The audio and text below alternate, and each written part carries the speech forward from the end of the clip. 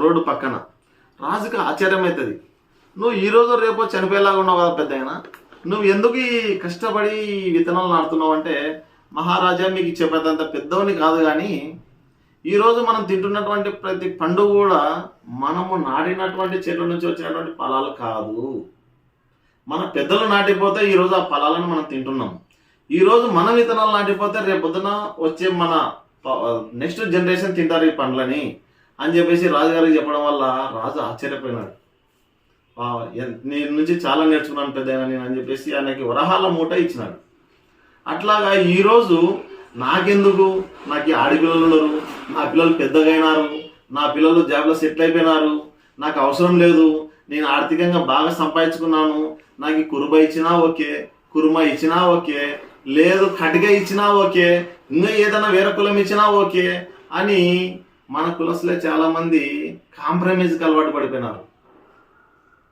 నేనేమంటున్నానంటే, ఈరోజు మనము కొంచెం కష్టపడి మనం కన్నా ఈ విత్తనాలని మదాసి కురువ అనే విత్తనాలని మనం నాటితే ఈ ఫలాలు మనం తినొచ్చు, మన పిల్లలు కూడా అందించవచ్చు.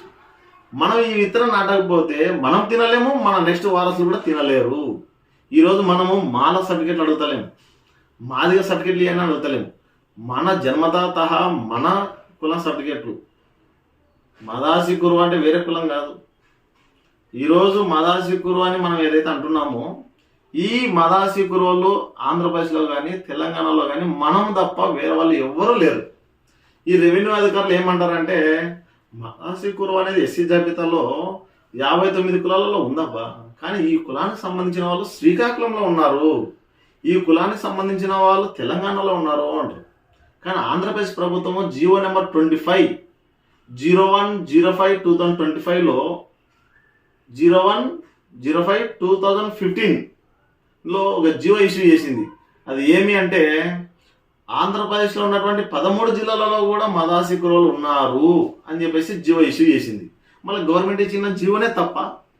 ఈ అధికారులు ఆ జీవోలను చూడక, చదవక, తెలుసుకోక మనతోని వాళ్ళకి మొత్తం తెలుసు అన్నట్టు వ్యవహరిస్తారు. మనమే వాళ్ళకి నేర్పాల్సినటువంటి పరిస్థితి. మన దగ్గర అన్నీ ఉన్నాయి.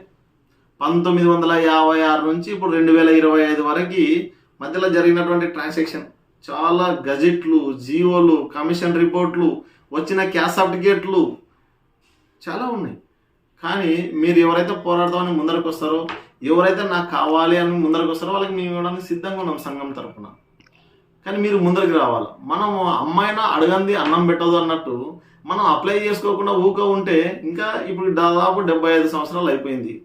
ఇంకా ఎన్ని సంవత్సరాలు ఉన్నా మనకు అందదు. అది ఇంకా ఏది ఇస్తే అది తీసుకుంటున్నాం కాబట్టి ఇన్ని రోజులు నువ్వు దాంట్లో బీసీలో ఉండిపోయినావు కాబట్టి ఇప్పుడు కూడా బీసీ అన్నట్టు అయిపోతుంది. ఇప్పటికే మనం చాలా నష్టపోయినాం. మనం ఈరోజు మంది ఎవరు తగ్గుతలేము. జన్మతః మదాసి కురువ మదారి కురువలోనే కురువ అంతర్భాగం. కురువ అనేది సపరేట్ క్యాస్ట్ అయితే ఈరోజు కుర్మ పక్కన కురువను పెడుతుండ్రి. ఈరోజు వృత్తిపరంగా గొర్రెల కాపరులుగా వాళ్ళు కాస్తుండొచ్చు, వీళ్ళు కాస్తున్నట్టు ప్రాంతాలను బట్టి, ఆ ప్రాంతంలో వెనుకబాటును బట్టి మనకు రిజర్వేషన్ కల్పించినారు. ఉన్న రిజర్వేషన్ ఎందుకు కోల్పోవాలనేది మన ఉద్దేశం. ఈరోజు ఆంధ్రప్రదేశ్లో ఉన్నటువంటి బోయలు, కర్ణాటక పోతే ఎస్టీలు, ఆంధ్రప్రదేశ్లోనే ఏజెన్సీ ప్రాంతంలో ఎస్టీలు, ఈడ మైదాన ప్రాంతంలో బీసీలు, అట్లాగే గొర్రెల కాపర్లు అయినటువంటి కురుబలు, గొర్రెల కాపర్లు అయినటువంటి కురుమలు, గొర్రెల కాపర్లు అయినటువంటి మదాసి కురువ మదారి కురువలు, వీళ్ళందరూ కూడా గొర్రెల కాపర్లు అయి ఉండొచ్చు. కానీ ప్రాంతాలను బట్టి వీళ్ళకి రిజర్వేషన్ కల్పించినారు. కాబట్టి ఈ కురువనే మదాసి కురువ మదారి కురువని, ఈ కురుబలు ఈ కురుమలు దీన్ని వాడుకోకూడదని చెప్పేసి దీన్ని మదాసి కురువ, మా దాంట్లో ఉన్నటువంటి నామదారులు మోటు వాళ్ళు అని చెప్పేసి ఈ తెగల్ని ఉపయోగించుకొని మదాసి కురువ మదారి కురువ అని చెప్పేసి ఎస్సీ కుల జాబితాలో 1956 గజెట్లనే కేంద్రం పెట్టింది. అప్పటి నుంచి రాష్ట్రంలో కూడా ఉంది. కాబట్టి ఇప్పటికైనా కానీ నేను అందరికీ, మన కులస్తులందరికీ నేను తెలియజేసేది ఏమంటే, గవర్నమెంట్ క్లియర్గా 2018లోనే మదాసి కురువ సర్టిఫికేట్లు ఇష్యూ చేయండి అని ఆర్డర్ ఇచ్చింది. వాటిని మనం ఇంప్లిమెంటేషన్ చేయించుకోలేక మనము ఒకరిపైన ఒకరం నిందలేసుకుంటున్నాం. కాబట్టి ఎవరికైతే క్యాస్ట్ సర్టిఫికేట్ కావాలో వాళ్ళు సిన్సియర్గా, ఇప్పుడు మీ పిల్లవాడు 1వ తరగతి చదువుతున్నప్పుడు అప్లై చేయండి. 2వ తరగతికో 3వ తరగతికో 4వ తరగతికో 5వ తరగతి కల్లా సర్టిఫికేట్ వచ్చేస్తుంది. కరెక్ట్ 10th అయిపోతేనే నాకు సర్టిఫికేట్ కావాలంటారు. ఇంటర్మీడియట్ అయిపోయింది, ఎంసెట్ రాస్తున్నాడు, నాకు సర్టిఫికేట్ కావాలంటారు.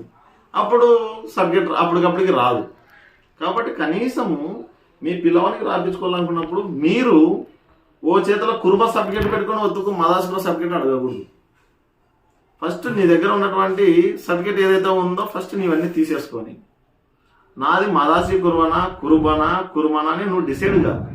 నువ్వు ఏదైతే నువ్వు బలంగా అనుకుంటావో ఇది నా ఆస్తి, నా పెద్దల నుంచి వచ్చిందని చెప్పేసి నీ మదాసి కుల సర్టిఫికేట్ కోసం నువ్వు అప్లై చేయి, నీ పిల్లలకి అప్లై చెప్పి వాటిని సాధించుకోవడం కోసం నువ్వు సిన్సియర్గా కష్టపడితే నీకు తొందరగా వచ్చేస్తుంది. నీ పిల్లలకు ఉపయోగించుకొని వాళ్ళు కూడా ఎదుగుతారు. నువ్వు ఎవరికైనా వస్తే నేను అప్లై చేసుకుందాం, మా ఊర్లో వాళ్ళకి వస్తే నాకు వస్తుంది, మా జిల్లాలో వాళ్ళకి వస్తే నాకు వస్తుంది, మా రాష్ట్రంలో వాళ్ళకి వస్తే నాకు వస్తుంది అని చెప్పేసి ఒకరిపైన ఆధారపడి బతకొద్దండి. మీకు కావాలంటే మీరు అప్లై చేయండి అని నేను ఈ సందర్భంగా మీకు అందరికి తెలియజేస్తున్నాను. నా పేరు సుంకన్న, మదాసి కురువ మదారి కురువ హక్కుల పోరాట సమితి రాష్ట్ర అధ్యక్షులు, ఆంధ్రప్రదేశ్. Cell number 9966946143. ధన్యవాదాలు.